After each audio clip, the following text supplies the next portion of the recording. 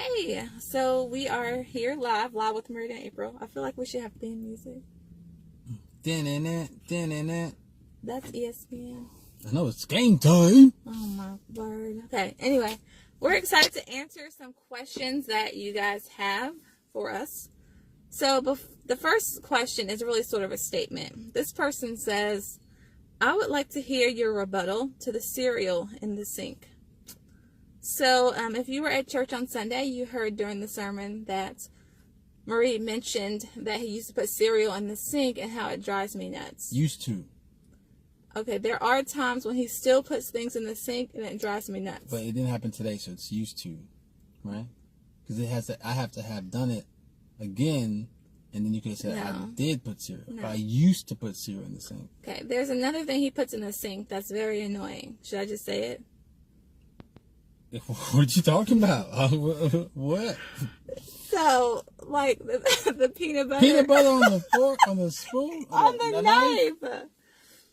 Yeah. I'm like, after you make a peanut butter sandwich, just wipe the peanut butter. Like, just use a napkin, wipe the peanut butter before you put the knife in the sink. I feel like it's not a glob of peanut butter. It's bad. On the knife. It's just a hint. Anyway, I don't like food in the sink because I don't have a garbage disposal. That's the problem. So it's gross for me to scoop. I know he talked about the filter or whatever it is. The strainer. It is gross to scoop food out of the strainer. That's all I'm saying. Why do they make strainers? For like when things accidentally get put in the sink. You just pick it up out of there. It's not like we got our sink is a hole in the ground. It goes into the strainer and the strainer strains it. It's so gross. And then you just dump whatever's in the strainer. Okay, anyway, so that's the issue with the cereal in the sink. Okay. I don't know why you brought up the peanut butter anyway. That's not even in the notes. I'm just saying because I don't know. I'm just saying I don't like when things are in the sink. Sorry, okay. So y'all get me in trouble and I'm just volunteer for this and now. Okay, here we go. It says, this person says, where is your favorite place to eat on date night? If you have date nights, ? I love anything Italian, and I think Marie likes steak. Yeah, so steak anywhere. Basically, yeah. So yeah, we do have date nights whenever we can. We don't have like a set schedule or anything, but we just have them when we can. We do have lunch every now and then at that one place. Yes, shout out to that shout one out place. to one place. It's very, very good. Okay, very good. Yes. So that's nice. Extra rice. Okay, get the point. Okay, this is, how do you make time to spend together as a couple? We have to be intentional. Muryd, I think we're both fairly busy people. So we just have to make time and be intentional about it, I guess.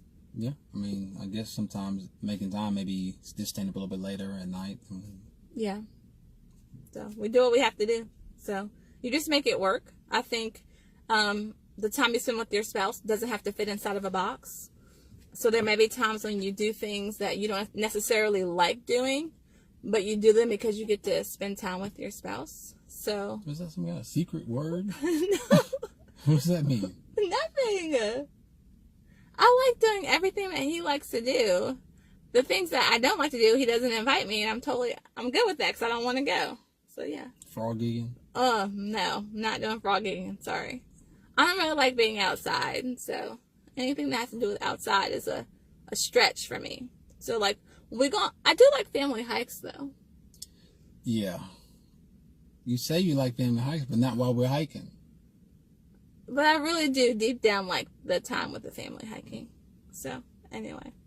So just be intentional about the time. Okay. Next question. Who handles the money and pays the bills?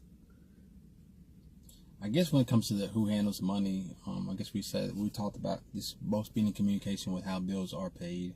I think knowing that things are spent or what's being spent, I think is part of it. And really this comes down to who is best at handling the money. For me, when it comes to teaching the kids about being cool. Oh my gosh. I can teach the kids to be cool. About these streets. I can teach the kids how to be cool if I wanted to. Anyway, I think the main thing, I don't think we just have one person who does all the money. I'm pretty organized, so I try to keep up with the bills and have them organized and stuff. But it's constant communication between us because we Like, it's our money. It's not like my money and his money. We're a family. We're a team. We do this together. So we communicate about how the money is being spent or what we want to do with the money. So I think it's good. And I can teach the kids to be cool. So I think I need you to verbalize that I can teach them. Okay. That's what comes to mind. Verbally. Okay. All right. Last question. Here we go. How do you handle discipline with the kids? It's a good question.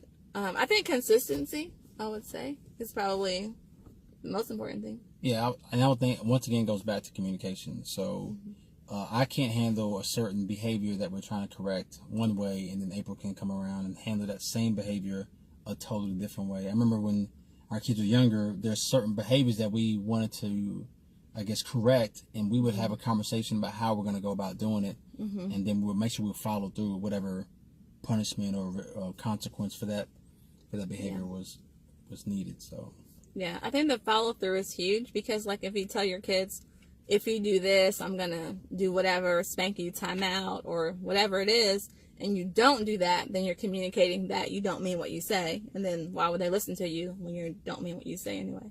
Yeah. So yeah. So those are our questions for this week. Thank you guys for submitting those. Don't forget, we'll be live for the next 3 Mondays now. So just... I'm Baptist. Oh my gosh. Shout out to the Baptists. Don't forget to submit your questions to us each week by Sunday, 3 p.m. And we'll answer your questions about marriage, family, parenting, really, whatever. So. That's it. Thank you guys for tuning in. See ya.